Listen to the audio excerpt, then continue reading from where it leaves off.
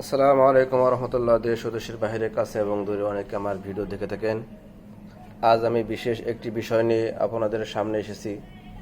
আপনারা জানেন, আজ আমাদের বাংলাদেশে রাত 8টায় নতুন সরকার প্রধান নিয়োগ হবে।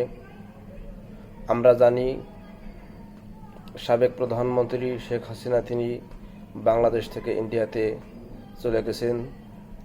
যেহেতু বর্তমান বাংলাদেশের পরিস্থিতি নিয়ন্ত্রণে রাখার জন্য একজন সরকার প্রধানের দরকার, সেই হিসেবে ছাত্রদের পক্ষ থেকে ডক্টর ইউনূস সাহেবকে দেওয়া হয়েছে। তেনার নাম রাত 8টায় ঘোষণা করা হবে গণভবন থেকে।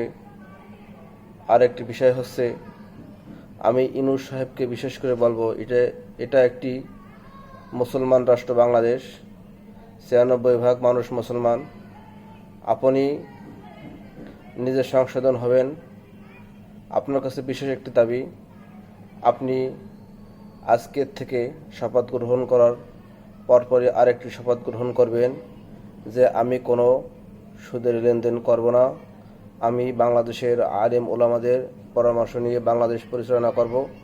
এটাই আপনার কাছে দাবি। আর দেশবাসীদেরকে আমি বলবো, আপনারা সবাই এক হন, ঐক্য গড়ে তুলুন। বাংলাদেশে কোনো সুদের কারবার চলবে না। এই বলে আমি আমার বক্তব্য শেষ করলাম। আসসালামু আলাইকুম ওয়া রাহমাতুল্লাহ।